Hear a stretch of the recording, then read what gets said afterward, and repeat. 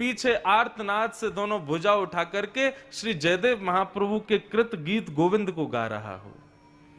जगन्नाथ जी के सन्मुख जाओ तो वो लेके जाओ जो उनको प्रिय है, और उनको ये बहुत प्रिय है। कहां तक कहें,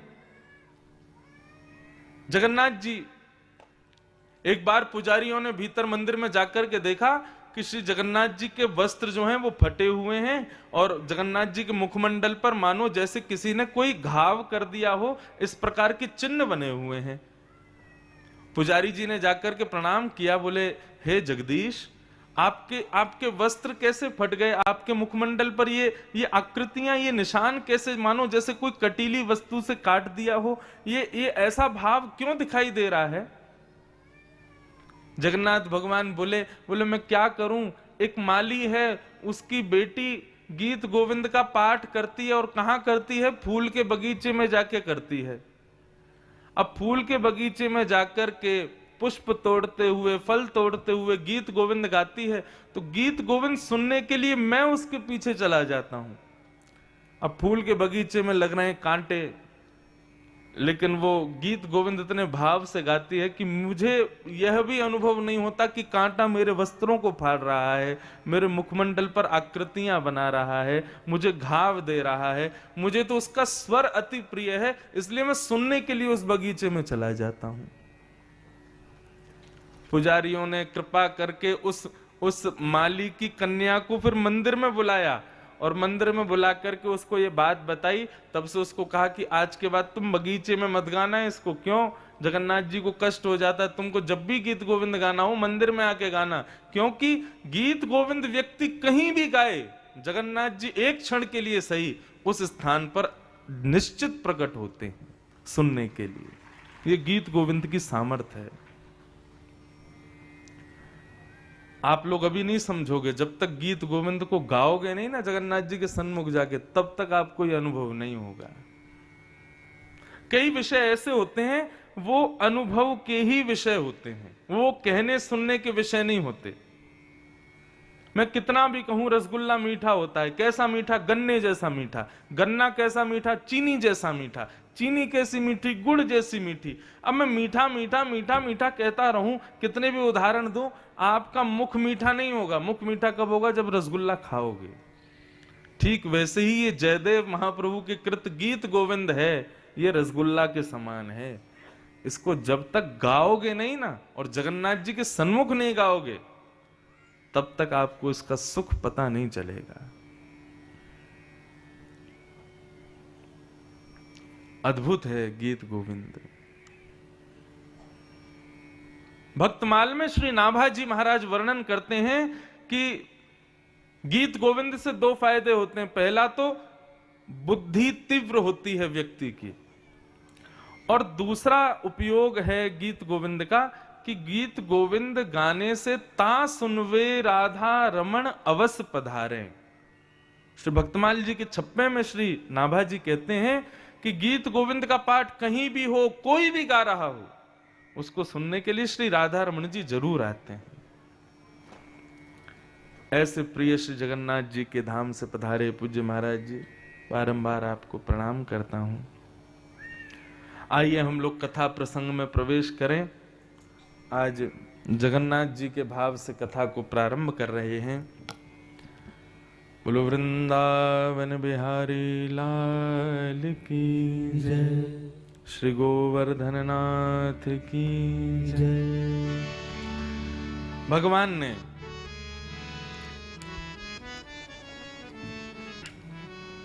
समस्त ब्रजवासियों को लेकर के ठाकुर जी गोवर्धन गए, और श्री गोवर्धन नाथ की सेवा करा करके ब्रजवासियों को कृत्य किया, कृतार्थ किया।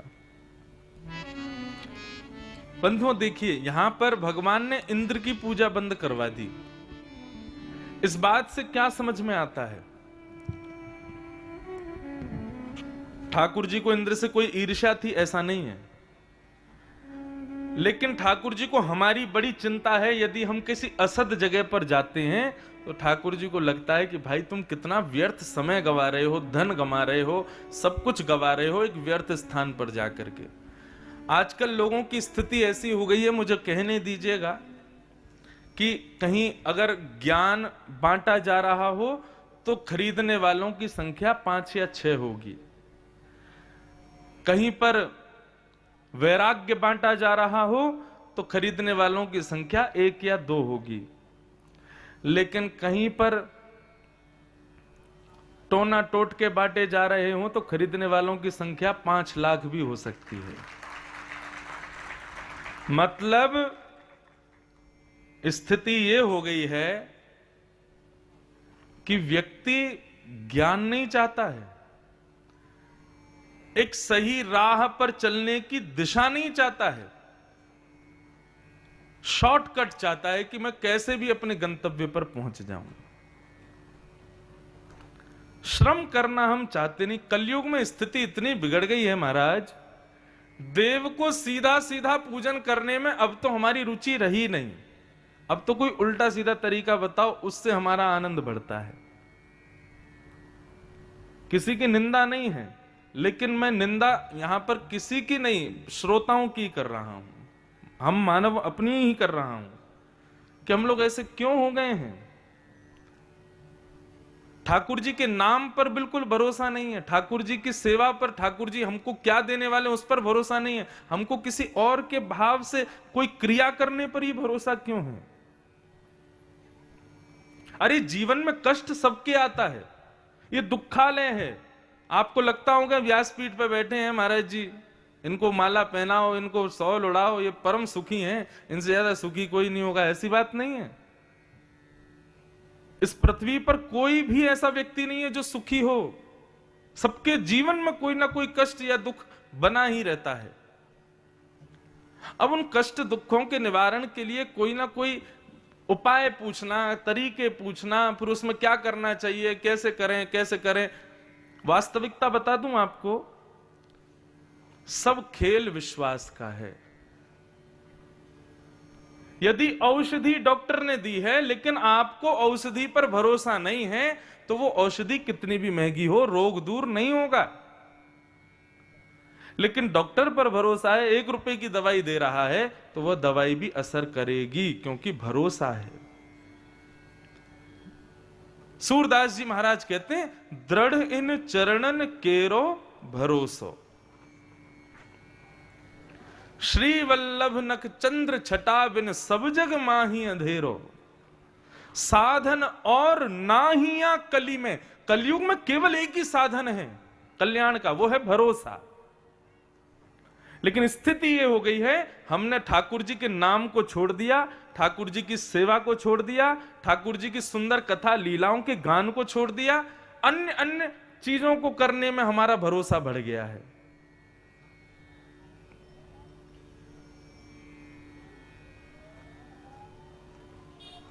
महाराज जी बड़े दुखी हैं। क्यों दुखी हो? बस काम नहीं चल रहा। समोसा कब खाया था, समोसा खाना शुरू करो, कृपा आएगी। अब कर लिया महाराज जी पे भरोसा, हो गई कृपा। ठाकुर जी के नाम पर भरोसा नहीं है।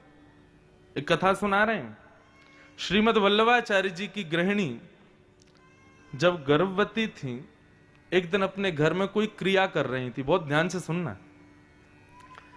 तभी एक तांत्रिक आया और तांत्रिक द्वार पर खड़ा होकर के अब उनका भविष्य बताने लगा, ऐसा होगा ऐसा होगा ऐसा होगा।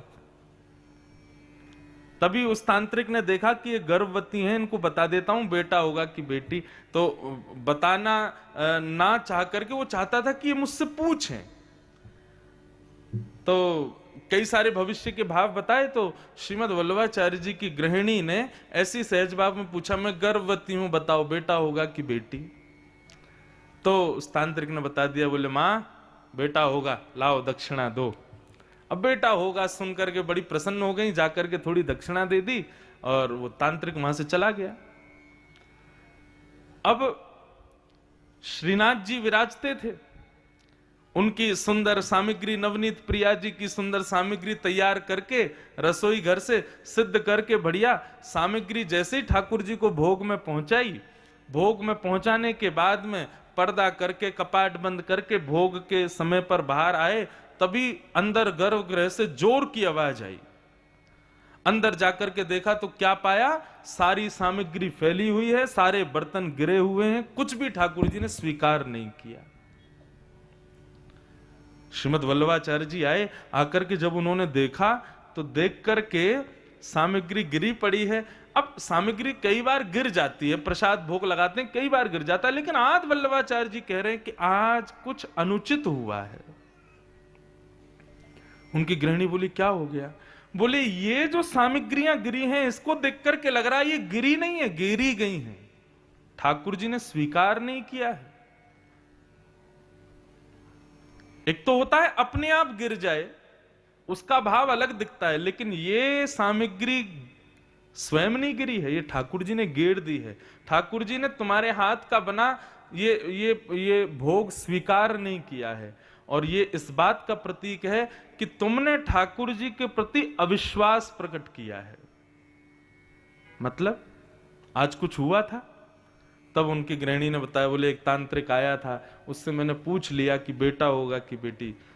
तब वल्लभाचार्य जी बोले बस इसी बात से ठाकुर जी नाराज हो गए कि तुमको ठाकुर जी क्या देने वाले हैं उस पर विश्वास नहीं है, किसी और से पूछने जा रहे हो, किसी और पर भरोसा है। हमको जन्म दिया ठाकुर जी ने, हमारा निर्माण किया ठाकुर जी ने, हमारा भविष्य पूरी लेखनी की ठाकुर जी ने, लेकिन हम पहले ही पूछ ले रहे हैं किसी से कि भविष्य क्या होगा, आगे क्या होगा, ये कैसे करना है, इसके लिए क्या होगा। तुमको ठाकुर जी की करनी पे भरोसा नहीं है। आज उसी अविश्वास की वजह से ठाकुर जी ने तुम्हारे हाथ की बनी सामग्री स्वीकार नहीं की। अब ठाकुर जी से क्षमा मांगो और इसका प्रायश्चित करो।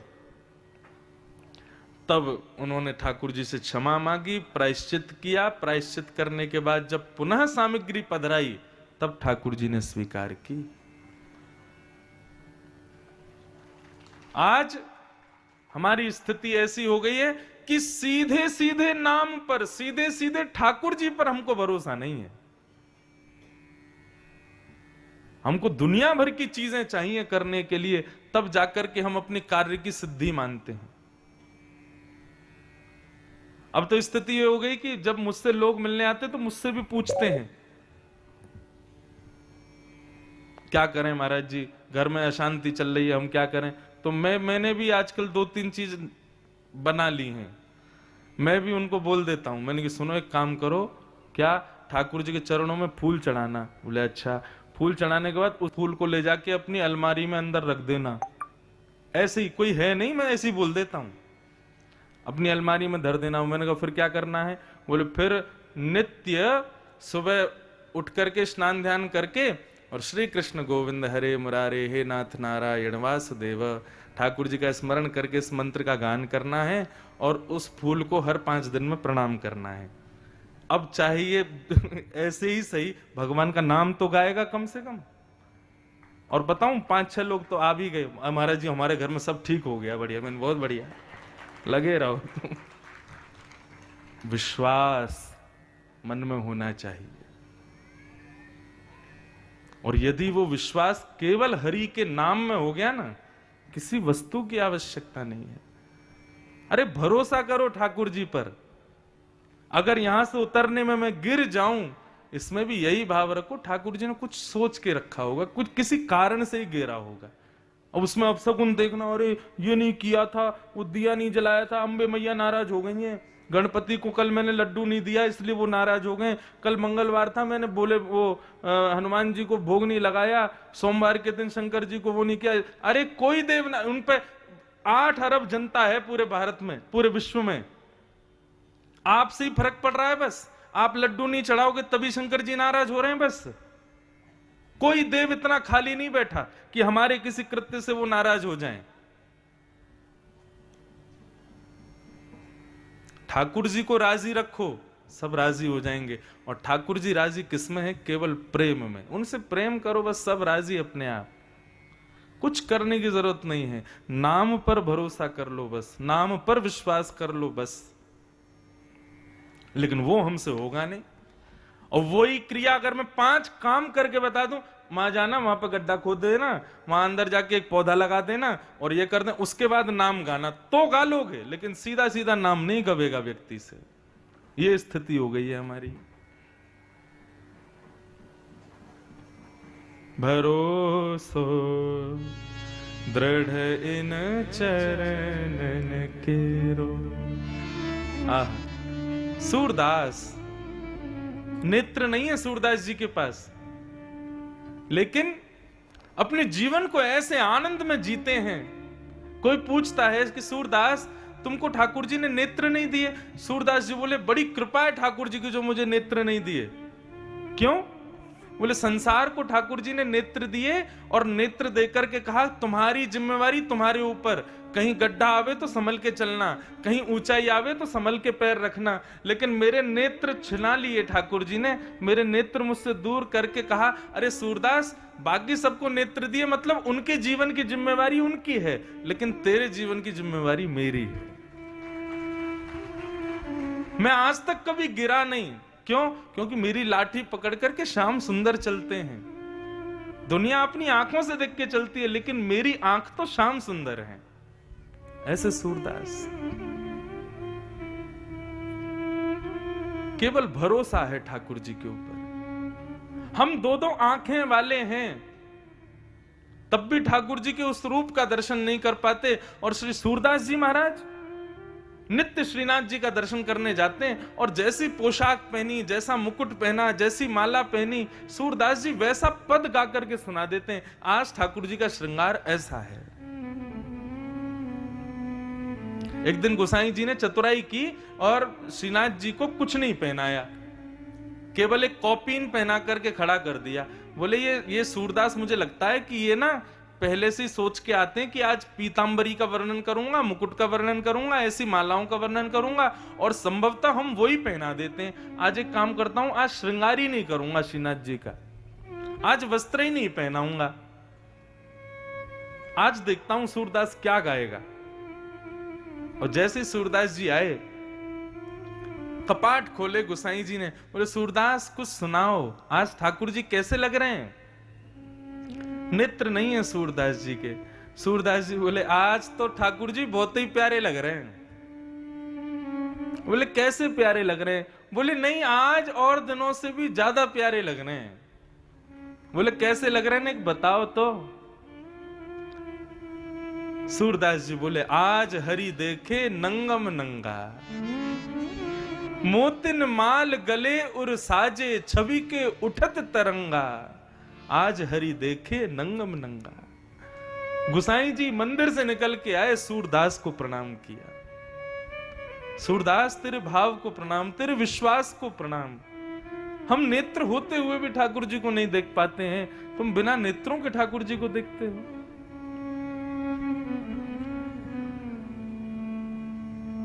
कुछ नहीं किया सूरदास ने, केवल नाम पर भरोसा किया, केवल अपने नाथ के चरणों पर भरोसा किया। और हम नाम को और नाथ के चरणों को छोड़ के बाकी सब पे भरोसा कर रहे हैं। हिंदुओं जागो, वैष्णवों जागो, ठाकुर जी पे भरोसा करो, ठाकुर जी के साधारण से सरल से नाम पे भरोसा करो। वो वही सब कुछ है, और सब कुछ मिथ्या है संसार में।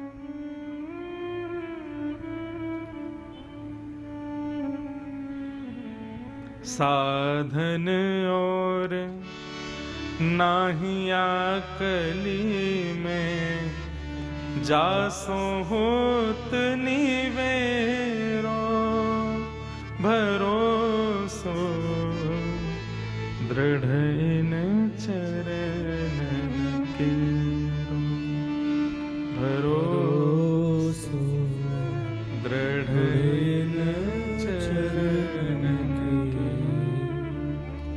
एक बार एक व्यक्ति अपने शालिग्राम जी लेकर के श्रीमद् वल्लभाचार्य जी के दर्शन करने गया।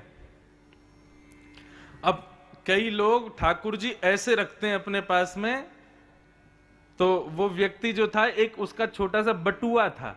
बटुआ समझते हैं, जिसमें माताएं बहनें पैसा रखती हैं, लक्ष्मी रखती हैं। और एक और बात बताऊं, आज तो हम देवास में लक्ष्मी जी की जन्मस्थली होके आए। देवास में लक्ष्मी जी की जन्मस्थली है, नोट बैंक, वहीं पर लक्ष्मी जी के जन्म होते हैं ना, इसलिए आज वहां दर्शन करके आए। क्या सुंदर पूरी दुनिया जिसके पीछे भाग रही है उसको देवास जन्म देता है। हमने वहां जाकर के एक व्यक्ति से कहा, मैंने कहा भैया एक हमारे अनुयायी हैं बजाज ग्रुप वाले, एक बार वो अपनी फैक्ट्री में ले गए थे तो उन्होंने हमको बजाज के पंखे और लाइट दिए थे। आज हम नोट बैंक में आए हैं तो यहां भी कुछ मिलना तो चाहिए। वहां फूलों के मालाएं पहना रहे थे जो वहां के अधिकारी थे, मैंने कहा यहां तो नोटों की माला पहनानी चाहिए। लेकिन अद्भुत था। और कितनी अच्छी बात है कि देवास में पूरे भारतवर्ष की जो नोट बैंक जहां पर नोट बनते हैं उसके अधिपति के रूप में साक्षात चामुंडा देवी विराजमान है। यहां की अधिष्ठात्री ही अपने नेतृत्व में, अपनी दृष्टि में, अपने ही संरक्षण में पूरे भारत को लक्ष्मी प्रदान